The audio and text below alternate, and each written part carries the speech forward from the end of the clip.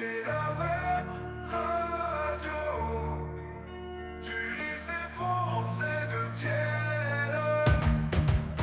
On est là chaque lundi au CDI, collégiens, lycéens, on vous emmène en voyage. Entre podcasts, interviews et fiction sans fin, la voix des jeunes résonne et c'est ça qui est magique. Web radio, la voix des élèves de Vienne et là-haut. Actualité, culture et tout ce qu'on aime. C'est la web radio du lycée français de Vienne.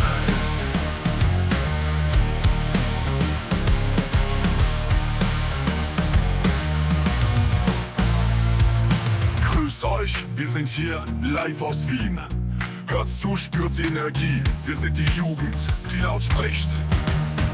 Webradio, la voix des élèves de Vienne et là-haut. Actualité, culture et tout ce qu'on aime, c'est la web radio du lycée français de Vienne. Tous. Bienvenue pour ce 3e direct de Radio LFV. Nous sommes Salomé et Laëlle, 2 élèves de 5e. Et nous sommes ravis de vous accompagner tout au long de cette émission. Oui, une émission très riche sur l'actualité du lycée, mais pas que. On attaque, Laëlle ? Oui, c'est parti.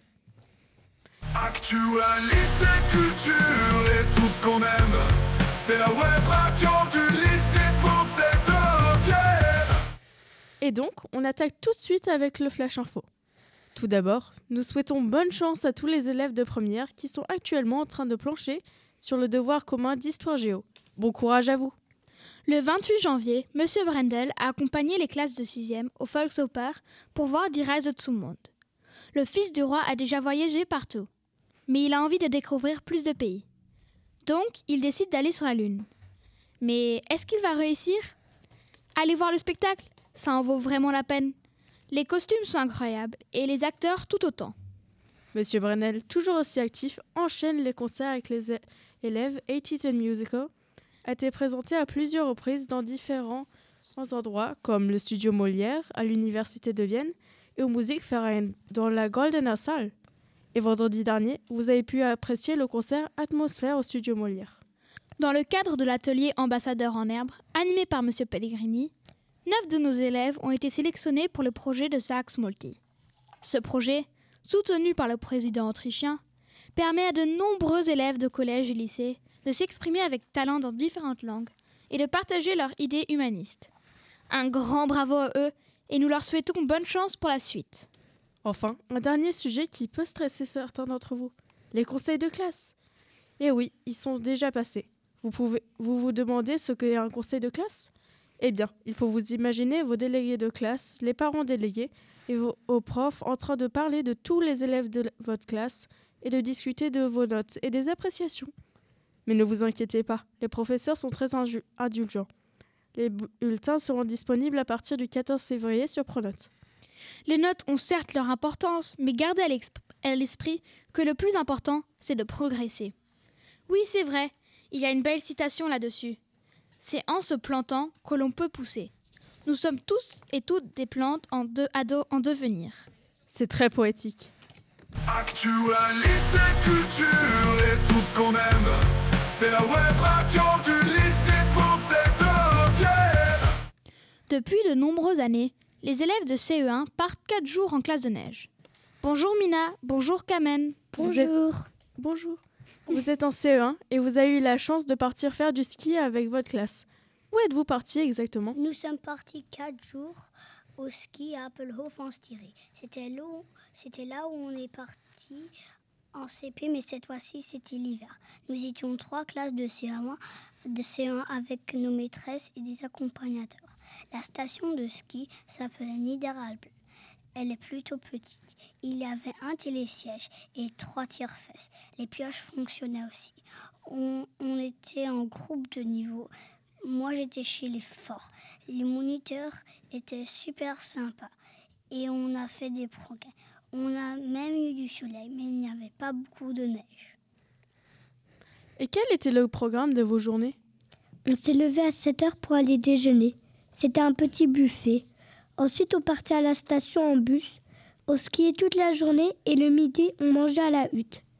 On a mangé des frites et du poulet. Après la journée, on pouvait aller au Monkey Park parce qu'on n'était même pas fatigué. Un soir, on a fait un feu de camp et un autre une disco. Quels ont été tes moments préférés? J'ai bien aimé promener les lamas. J'ai été au Monkey Park, c'est une amusante salle de jeu avec un toboggan et une piscine de balles. Il y avait aussi des baby-foot. J'ai perdu une dent le soir, mais la petite souris est passée à la maison. J'ai adoré partir avec les copains. J'étais dans une chambre de 5 avec mes copines Margot, Laura, Manon et Livia.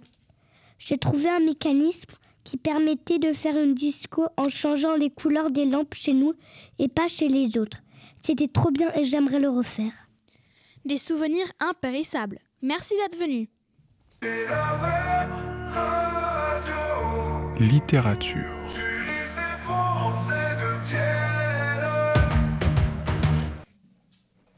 Depuis l'année dernière, l'école primaire participe aux petits champions de lecture. Et cette année, le concours est ouvert au monde entier. Nous accueillons Antoine et Anaïs, élèves de CM1 et CM2, qui vont représenter notre école pour la finale Europe de l'Est à Varsovie au mois de mars. Bonjour. Je m'appelle Anaïs, je suis en CM2 et j'ai été choisie pour le championnat de lecture à voix haute. Nous étions 12 classes à l'école à participer. Chaque classe a choisi un garçon et une fille. Au mois de décembre, tous les gagnants de classe se sont retrouvés au studio Molière pour la finale. Je m'appelle Antoine, je suis en CM1 et j'ai gagné au petit champion de lecture à voix haute pour l'école. C'est un concours pour toutes les écoles de France et des lycées français du monde, niveau CM1 et CM2. Maintenant, nous sommes finalistes. Nous avons été choisis par un jury. Nous allons aller en Pologne pour représenter notre école à la finale de la zone. Nous y allons pour participer, nous amuser et essayer de gagner. Là-bas, il y aurait au moins 18 autres finalistes d'Allemagne, de Suisse, Lituanie, Tchéquie, de Hongrie et de Pologne. J'ai choisi le texte d'Uyark de Bertrand Santilli. C'est l'histoire d'un monstre qui mange des enfants, mais s'il en mange des passages, il tombe malade. Le texte que je dois lire doit durer environ 3 minutes. Ce n'est ni facile ni difficile. J'adore mon texte parce qu'il y a du suspense. Et j'aime bien aussi lire à voix haute devant les autres.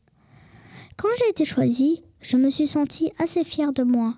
Ça me rend heureuse de participer à ce concours. Moi, je lis Le loup de Daniel Pénac. J'ai bien aimé l'histoire qui est assez triste. C'est un loup qui vit dans un zoo et l'enfant l'observe. L'histoire est racontée par le loup. J'ai bien aimé le livre car je me sentais observée en le lisant. J'ai aussi été heureux quand on m'a annoncé que j'ai gagné. Je suis assez fière de moi et j'ai de la chance de participer à cette finale de zone. Merci et on vous souhaite bonne chance. Littérature.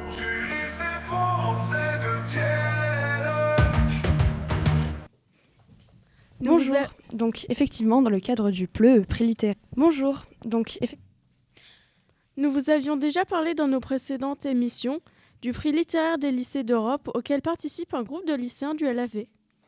Les élèves lisent actuellement les 4 livres de la sélection et se réunissent régulièrement pour en parler. Un premier déjeuner littéraire autour du roman suisse Lettre à mon dictateur d'Eugène a eu lieu récemment et Gladys, actuellement en classe de première, juré du prix littéraire, a tenu à nous faire participer à ses impressions de lecture. Bonjour. Donc effectivement, dans le cadre du PLE, prix littéraire européen, nous avons eu un déjeuner littéraire le 28 janvier pour introduire le livre d'Eugène, Lettre à mon dictateur. C'est Eugène qui raconte sa vie, sa migration, je vais dire, vers la Suisse à son jeune âge, et aussi donc son évolution en Suisse, tout en regardant l'évolution aussi de la Roumanie, sachant qu'il n'habite pas là-bas en fait. Il y a aussi quelques aventures. Eugène part en Roumanie avec ses amis pendant la dictature encore. Et sachant qu'il parle roumain, il comprend tout ce qui se passe autour de lui. Et cela donne donc des situations assez amusantes et aussi très sérieuses et émouvantes aussi. L'auteur a vraiment voulu présenter l'histoire de son pays natal. J'en ai appris beaucoup plus sur la Roumanie. Moi, je ne connaissais que le nom du dictateur. Je ne savais absolument pas tout ce qui s'était passé pendant cette dictature. Et donc, ça m'a ouvert les yeux sur ce pays dont je ne savais presque rien, en fait. Et ça m'a rappelé les histoires, les anecdotes que ma mère me racontait, ma mère étant albanaise. Elle a vécu les 10 dernières années de la dictature en Albanie.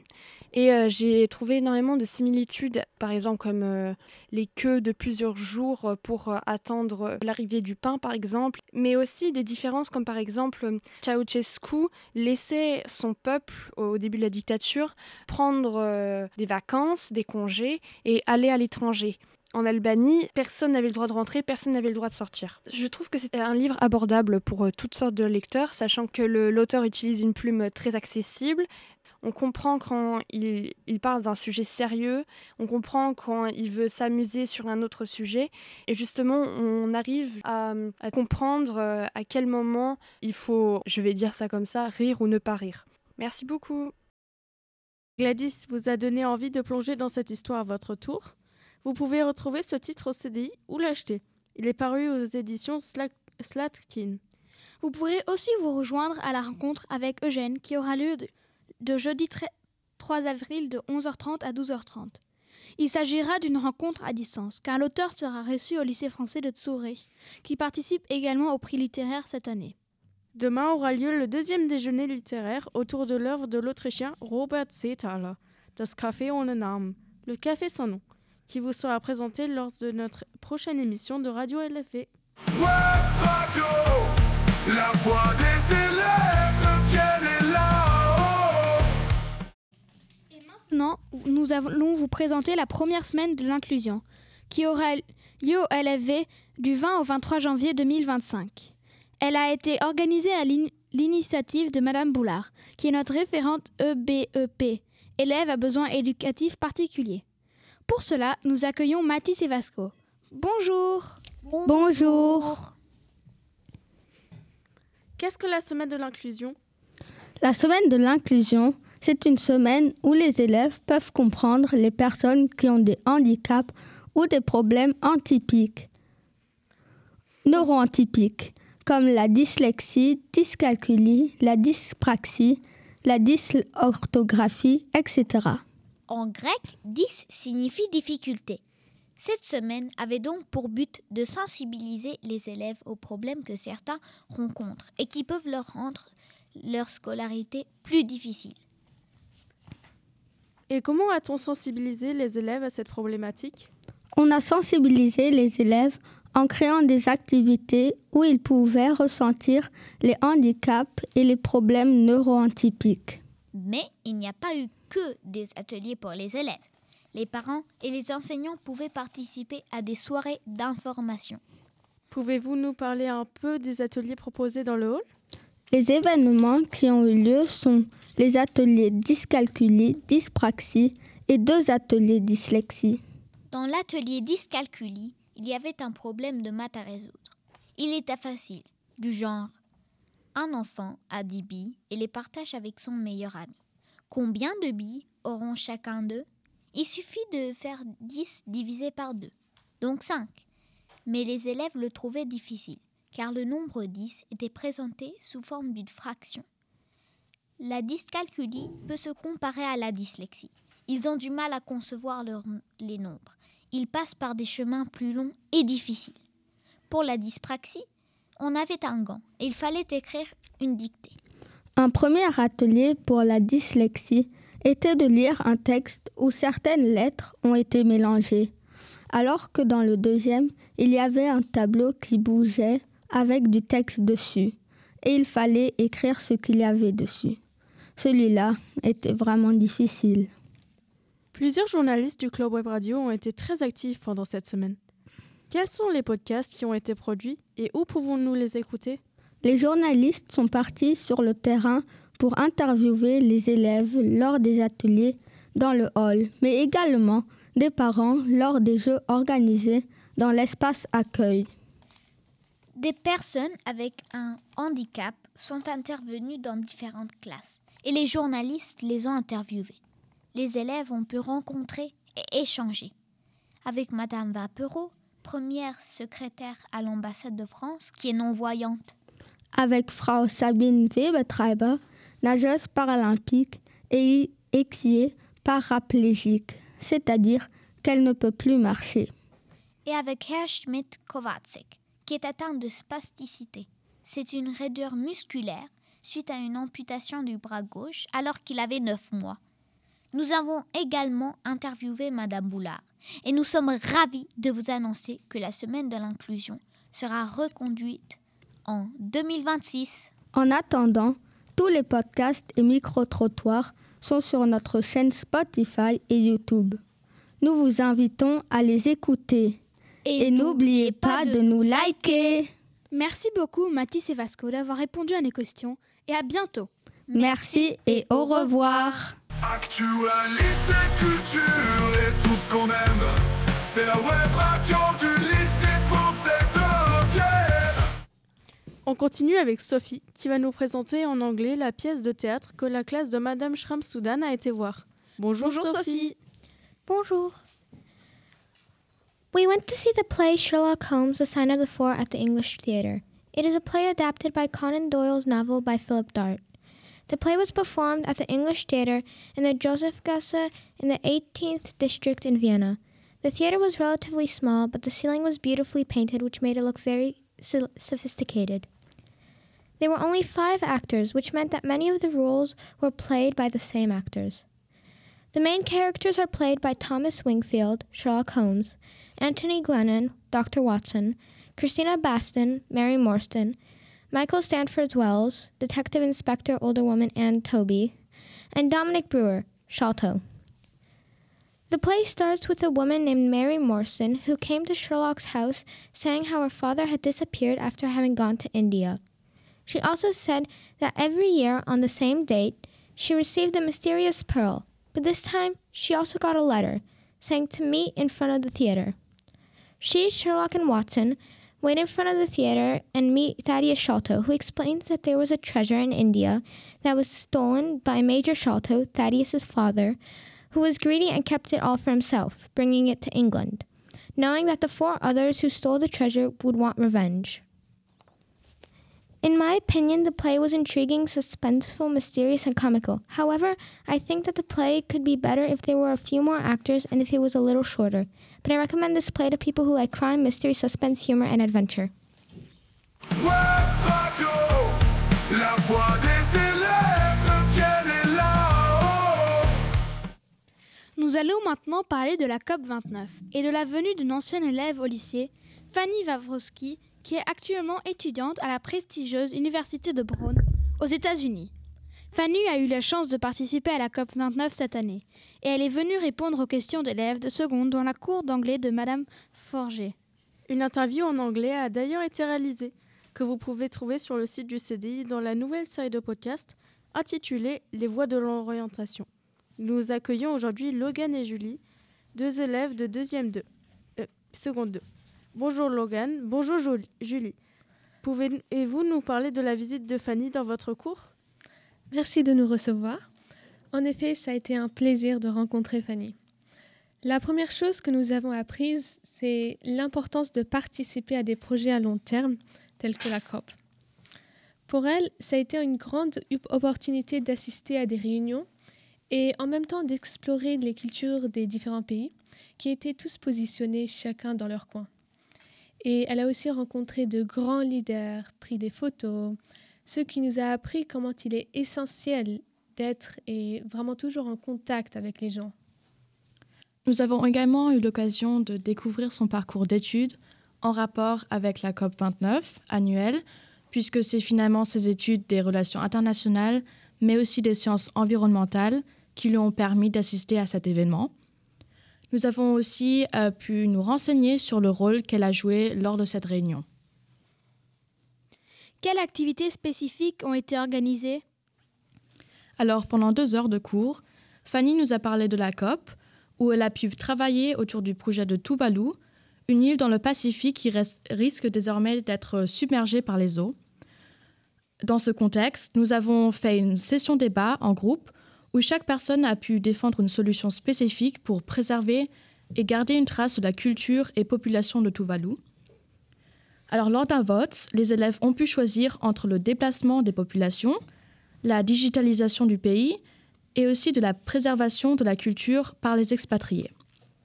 Finalement, les personnes défendant le déplacement des populations vers l'Australie ont été gagnants du débat. Cette visite vous a-t-elle inspiré ? En fait, il faut de temps en temps avoir des visites informatives comme celle-ci. Et pour que nous, en tant qu'élèves, nous puissions vraiment sortir du cadre scolaire. On a aussi remarqué que Fanny était très passionnée, ce qui nous a inspiré d'avoir toujours un esprit ouvert et critique. Fanny a également pu m'inspirer puisque son projet d'études m'a beaucoup intéressée et a également pu contribuer à confirmer mon choix d'études. Merci beaucoup. Vous pouvez retrouver l'interview complète de Fanny à la COP29 réalisée par Anya, Eric et Agop sur le site du CDI à la rubrique Les voies de l'orientation. Actualité, culture et tout ce qu'on aime, c'est la web radio du lycée français de Vienne. Aux États-Unis, le Black History Month est organisé chaque mois de février depuis 1976. Et ce, afin de célébrer les contributions des Afro-Américains à l'histoire du pays. Nous laisserons la parole à Chloé, Mariam et Noah qui organisent cet événement au LFV. Hello everybody. In the context of Black History Month, we would like to present to you our project through this interview. I'm Noah Tadjur from Terminal 2 and I'm here with my two colleagues. Hello everyone, my name is Mariam Kounche and I'm in Terminal 5. Hi everyone, my name is Chloé Tajo and I'm in Terminal 1. So what is actually Black History Month? Because from my point of view, Black History Month is a time to honor the achievement and contribution of Black individuals through history. It's a chance to reflect on the struggle they've overcome, celebrate their cultural impact and recognize the progress still to be made. What's our point of view? Well, I agree. And from my point of view, it is also it's actually the only time we get to celebrate the positive impact that Black people had throughout history and all the positive they've brought to many stuff like culturally wise, music wise, and yeah, all of that. Right. I agree with both of you, and I also think that Black History Month is also about changing the usual perspective that the only part of Black history that is to be talked about is slavery or the slave trade or colonization. That's true. What inspired this project? Well, actually, this project has been going on for almost 3 years now. And it just started with Chloe and I, and also another friend of ours. And we just realized that nothing has ever been done at school to celebrate the diversity of Black culture, for example. So, yeah, we decided that it was important, so we just made it happen. Okay, beautiful. So, why is it important to celebrate Black History Month in our school? Simply because this is an international school where different nationalities are represented, and in the concept of a school where most of the time what we learn is about slavery, colonization, etc., it's also important to remind the students that there is so much more to Black culture than that, and so much more to Black history than that, and to basically make them discover. Wow, fantastic. So, what are the action actually? Well, for this time around, we have a lot of things happening, such as a debate session. Oh. We will have also a little get-togethers where we discuss stuff also and have activities. There will be an exposition. There will also be a movie that will be, shown and much more. Yeah. All right, fantastic. And for my last question, what do you hope people learn from this? I hope that people really learn that there is so much diversity and that the Black culture is so beautiful, and that they get to have a little peek of the different culture and enjoy it. Okay, thank you guys. That was really beautiful and see you next Thank time. you. Web Radio, la voix des élèves devienne là-haut.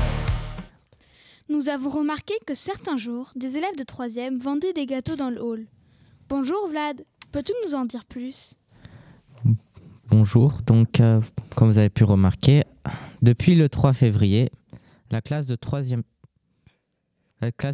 3 organise une vente spéciale de gâteaux, lors de laquelle vous aurez l'occasion d'acheter de magnifiques pâtisseries faites avec amour par les élèves et aussi vendues par eux-mêmes. Et chaque vente est une surprise. Les élèves préparent chaque jour de différents gâteaux et on ne sait jamais avec quoi on va se retrouver dans la bouche. Mais pourquoi vendre des gâteaux ? Eh bien, vous le savez peut-être déjà, mais nous les 3e devrons passer le brevet à la fin de l'année. C'est une sorte de mini-bac pour ceux qui ne connaissent pas. Or, le brevet peut être stressant et il faut être bien préparé. Ainsi, Monsieur Doss, notre professeur principal, et Madame Spring ont eu l'excellente idée d'organiser un voyage dans les Alpes autrichiennes. Nous resterons dans un chalet pendant 4 jours afin de réviser pour les épreuves qui nous attendent, mathématiques, français, histoire-géographie et sciences. De plus, nos professeurs ont préparé des activités amusantes afin de nous relaxer et de profiter pleinement de cette excursion. Et pour aider à financer le voyage et nous donner un peu d'argent de poche, Madame Spring nous a donné l'idée de vendre des gâteaux. Nous en vendons donc dans le hall le lundi, le mercredi et le vendredi de 10h30 à 15h30. Mais si vous voulez déguster cette délicieuse pâtisserie, il faut faire vite, car après les vacances, nous en vendrons que le lundi, le mardi et le mercredi de la rentrée. Les prix varient entre 1 euro et 2,5 €, mais le coût en vaut vraiment la chandelle. Je vous garantis que vos papis exploseront de plaisir. La 3e 3 espère vous revoir dans les prochains jours et vous servir d'excellents gâteaux. Merci Vlad, nous viendrons avec plaisir. Actualité, culture et tout ce qu'on aime, c'est la web radio du lycée français de Vienne. Et maintenant, place aux échecs. Un jeu de stratégie, de réflexion et parfois même de surprise. Aujourd'hui, Félix et Ismaël nous emmènent dans l'univers fascinant des 64 cases. Aujourd'hui, nous avons décidé de vous présenter l'un des jeux de société les plus anciens et qui est à notre époque encore extrêmement populaire, les échecs. Mais Félix, est-ce que tu peux nous expliquer un peu d'où ça vient ? En réalité, on ne sait pas vraiment où sont nés les échecs. Les suppositions situeraient sa naissance en Inde, en Chine ou en Asie centrale. Les échecs, un échiquier de 64 cases, 32 blanches, 32 noires. Donc de chaque côté de l'échiquier s'affrontent les mêmes pièces. D'un côté, elles sont blanches et de l'autre côté, noires. Mais bien sûr, je suis certain que vous connaissez tout cela. Cependant, tout le monde n'est pas forcément clair avec le déplacement des pièces, car chaque pièce se déplace différemment, ce qui peut s'avérer légèrement difficile à comprendre. La pièce centrale aux échecs, c'est le roi. Pour gagner, il faut capturer le roi adverse, ce qu'on appelle échecs et maths. Si les échecs ont tant été popularisés dans le monde entier, c'est notamment grâce à sa très grande complexité. On dit qu'il y a plus de parties possibles aux échecs que d'atomes visibles dans l'univers. Selon Claude Shannon, qui estime qu'il y a plus de 10 puissance 120 parties d'échecs possibles. En effet, ça en fait un sacré paquet, dis donc. Il faut également savoir que les personnes qui deviennent les plus fortes aux échecs sont les personnes qui mémorisent le plus de combinaisons ou d'ouvertures, mais aussi qui arrivent à prévoir les coups le plus loin possible. Et bien sûr, comme tout sport. Car oui, c'est un sport les échecs, même s'il est plus cérébral que physique. Il faut s'entraîner pour progresser. Alors pour cela, on peut s'aider de livres assez compliqués et assez rébarbatifs. L'informatique a révolutionné tout ça, notamment grâce à des applications telles que chess.com ou LightChess, qui permettent de résoudre des problèmes ainsi que de s'entraîner. En clair, progresser aux échecs est maintenant plus simple et plus ludique qu'avant. Les échecs ont connu de grands noms et certains vous diront sans doute quelque chose. Bobby Fischer, Garry Kasparov ou encore actuellement Magnus Carlsen. Ah oui, j'en ai entendu parler de ce Magnus Carlsen, 5 fois champion du monde. 5 fois. Les échecs permettent de se développer intellectuellement ainsi que d'anticiper. Ce jeu peut être donc d'une grande aide pour les élèves, car mémoriser des tactiques aux échecs est très important et cela peut aider à développer sa mémoire et donc mieux apprendre ses cours. Les échecs, ce sont aussi des probabilités. Donc ça plaira à tous les férus de maths. Les échecs, c'est aussi un jeu, et une partie permet aux élèves de passer un bon moment entre eux. Nous vous encourageons tous et toutes à y jouer et vous pouvez venir au CDI tester, car 2 jeux d'échecs qui sont à votre disposition. Merci pour votre écoute, et à bientôt. Radio, la voix des élèves, vienne est là-haut. On continue avec un sport, le badminton, qui est pratiqué au lycée, mais en dehors. Bonjour Yousra, pourrais-tu nous en dire plus sur ce sport ? Bonjour, le badminton est un sport que je pratique et c'est pourquoi j'ai envie de vous le présenter. En plus, depuis 2 ans, une section de badminton a été ouverte au LFV. Pour ceux qui ne connaissent pas, le badminton est un sport de raquette qui se joue avec un volant.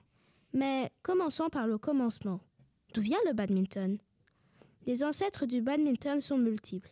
Au Japon, on pratique le hansuki vers la fin de l'époque médiévale, alors qu'en Europe, l'un des ancêtres du badminton est le battledore and shuttlecock, pratiqué en Angleterre dès le Moyen-Âge.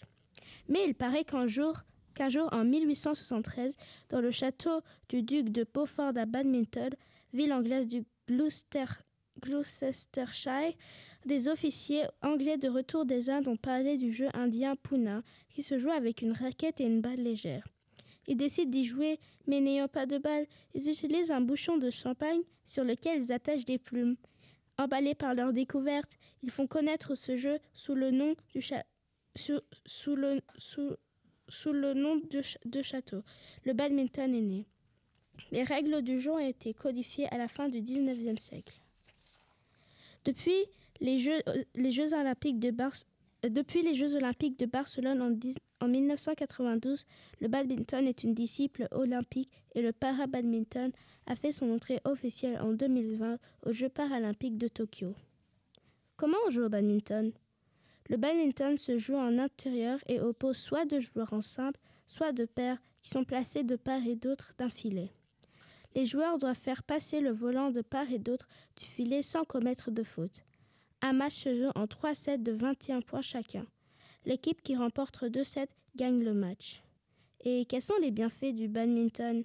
Eh bien, la recherche montre que la pratique du badminton, avec ses nombreux déplacements rapides et brefs, développe la vitesse de déplacement, la capacité de récupération cardio-respiratoire et des compétences de perception tactique et de maîtrise de soi.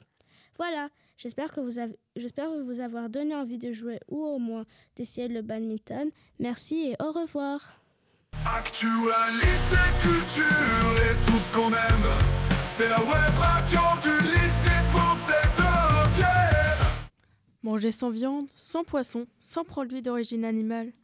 Le végétalisme, c'est bien plus qu'un simple régime alimentaire. C'est un mode de vie. Quels en sont les principes, les motivations et les impacts ? Ismaël et Félix nous éclairent sur le sujet. Hey Ismaël, t'as déjà entendu parler du végétalisme ? Je n'en ai jamais entendu parler. C'est quoi ? Le végétalisme, c'est un régime alimentaire qui exclut tous les produits d'origine animale. Contrairement aux végétariens, qui ne mangent pas de viande, mais peuvent consommer du lait ou des œufs, les végétaliens, eux, ne consomment ni viande, ni poisson, ni aucun produit d'origine animale, comme le lait, les œufs et même le miel. Ah, donc ça va plus loin que le végétarisme. Exactement. Mais ce choix, il repose sur plusieurs raisons. Lesquelles ? D'après une note d'information de l'OMS, qui est l'Organisation mondiale de la santé, publiée en 2023, la consommation excessive de viande rouge et ou de viande transformée contribue à la forte prévalence des maladies non transmissibles, diabète de type 2, maladies cardiovasculaires et certains cancers. De plus, l'élevage intensif augmente le risque de résistance aux antimicrobiens et de transmission de maladies entre les animaux et les humains. Oui, j'ai entendu parler de ça. Ensuite, il y a aussi la question du bien-être animal. Les végétaliens, ils refusent l'exploitation et la souffrance des animaux. Donc, ils excluent tous les produits issus de leur exploitation. Ah d'accord, je commence à comprendre la différence avec les végétariens. Il y a aussi un impact environnemental.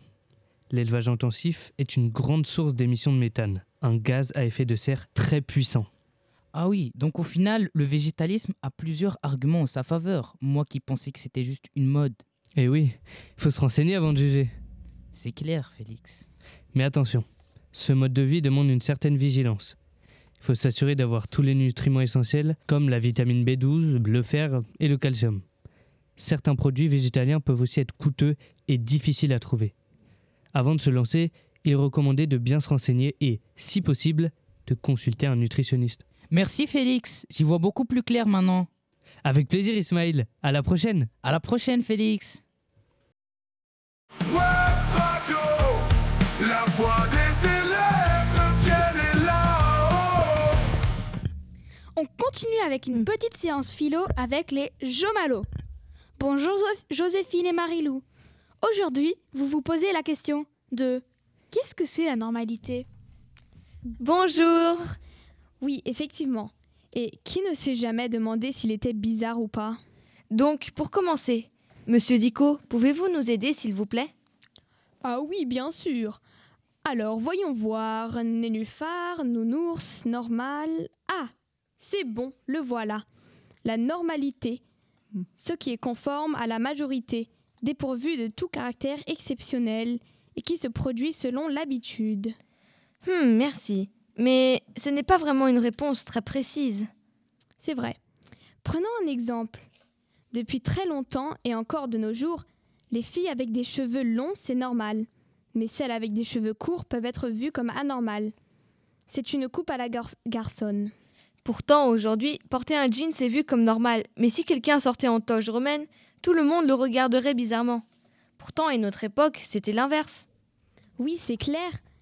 Tout comme manger avec des couverts est normal chez nous, mais dans certaines cultures, manger avec les mains l'est tout autant. Alors, qui est normal et d'où vient cette idée de normalité ? Au départ, la normalité était surtout une question de médecine. Une bactérie normale, une température corporelle normale. Puis, petit à petit, le concept a pris de la place dans la vie quotidienne. Certains ont essayé de l'étudier avec des graphiques et des instruments de géométrie. Coucou les statistiques ! Mais d'autres, comme le philosophe Michel Foucault, ont vu la normalisation comme un moyen de contrôle social. L'école, l'hôpital, la prison. Autant d'endroits où on apprend à rentrer dans la norme. Côté sociologie, Émile Durkheim a étudié comment certaines pratiques deviennent normales dans une société. Pour lui, ce qui est normal, c'est simplement ce qui est le plus courant et utile au bon fonctionnement de la société. Mais comme les modes et les tendances changent en permanence, difficile de suivre le rythme. Résultat, on ne sait plus comment se comporter pour être cool. Bah alors, normal ou pas normal ? Finalement, c'est la société qui décide de ce qui est normal. Un individu seul normal, ça n'existe pas. Il faut une population entière pour créer des normes. Si 80% des gens adoptent un comportement, il devient la norme. Même si, vu de l'extérieur, ça pourrait sembler étrange. Imaginez une société où le monde marche à reculons. Bizarre ? Ben, pas pour eux. Un vrai cercle vicieux, non ? Non ? Donc, pour conclure, nous en arrivons à cette question existentielle. La normalité existe-t-elle vraiment ?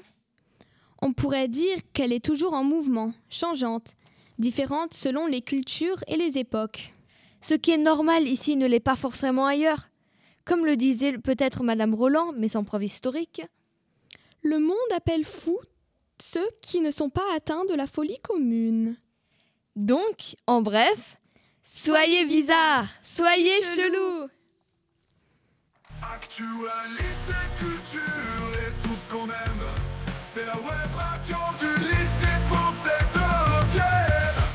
Le français ne se parle pas partout de la même façon. Certains mots que nous utilisons ici ont une toute autre signification ailleurs. Nous retrouvons Joséphine et Marilou, qui, comme à chaque rendez-vous de Radio LFV, nous emmènent à la découverte des trésors linguistiques de la francophonie. Bon, et si nous présentions à nos chers auditeurs et auditrices notre habituelle série d'expressions francophones issues du monde entier ? Génial ! Alors, j'espère que vous aimez les patates, car au Québec, quand on rate son coup, on dit qu'on est dans les patates. Pour rester sur les patates, il existe aussi l'expression « lâcher la patate », qui veut dire relâcher son effort en Louisiane. En voici une autre plus sucrée. Au Sénégal, quand le sol ondule, on appelle ça des tablettes de chocolat. Miam ! Et pour terminer, j'espère que vous avez tous fait vos devoirs, car sinon, vous allez être traités de vieux cahiers au Cameroun. Oh mince ! Au nom de la fabuleuse web radio persil brûlé du caca de Giroya trempé à l'huile de fraise, je n'ai pas fait mes devoirs.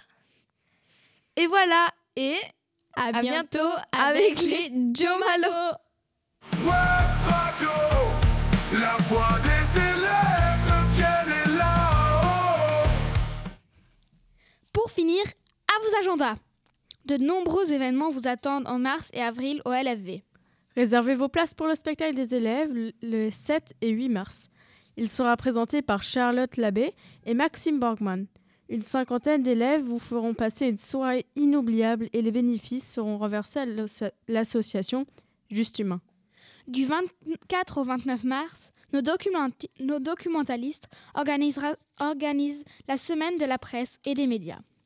De nombreuses activités autour de la presse, telles que la découverte du kiosque pour les 6e, les jeux de classe d'investigation pour les 5e, 4e et secondes, et une rencontre avec un professionnel pour les classes de 3e. Également dans le cadre de la semaine de la presse et des médias, le grand direct de Web Radio AEFE aura lieu le vendredi 28 mars et sera diffusé en direct sur le chaîne Twitch de l'AEFE. La thématique est « Où est l'info ?». Nous y parlerons bien sûr d'information, de l'infodivertissement et de l'impact de l'intelligence artificielle dans le métier de journaliste. La semaine verte a lieu du 31 mars au 4 avril et ce sera la 2e édition. Mais vous vous demandez ce qui se fait durant cette semaine ? Elle a pour but de sensibiliser et d'informer les élèves sur des questions d'écologie et d'environnement. Cette année encore, il y aura un concert donné par le jeune chœur et des classes de CM1 chanteront à cette occasion. En attendant, vous pourrez écouter les podcasts de l'édition précédente sur nos chaînes YouTube et Spotify pour vous en faire une idée. Et pour finir, le mercredi 9 avril aura lieu la finale interne du concours de lecture à voix haute, qui s'inscrit dans le cadre de la francophonie. Vous aurez le plaisir d'y écouter des textes d'auteurs francophones. Nos finalistes seront connus cette semaine. Merci beaucoup. Actualité, culture et tout ce qu'on aime. C'est la web radio du lycée français de Vienne. Merci beaucoup à tous et à toutes d'avoir participé au direct de Radio LFV. Et un grand merci à Elias et Ilias qui ont œuvré avec énergie en régie. Nous vous donnons rendez-vous pour le prochain direct le lundi 7 avril. Au revoir et à bientôt.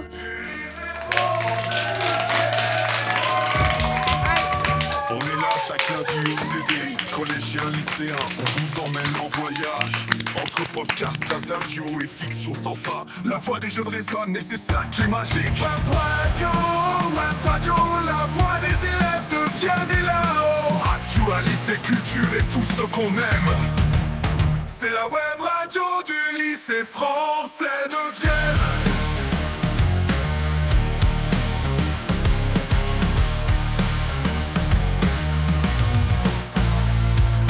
Grüß euch, wir sind hier live aus Wien.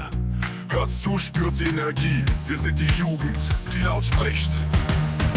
Web Radio, la voix des élèves de Vienne et là-haut. Actualité, culture et tout ce qu'on aime. C'est la web radio du lycée français de Vienne. Grüß euch, wir sind hier, live aus Wien. Hört zu, spürt die Energie. Wir sind die Jugend, die laut spricht. Web Radio, la voix des élèves de Vienne et là-haut. De la culture de Vienne au délire du lycée.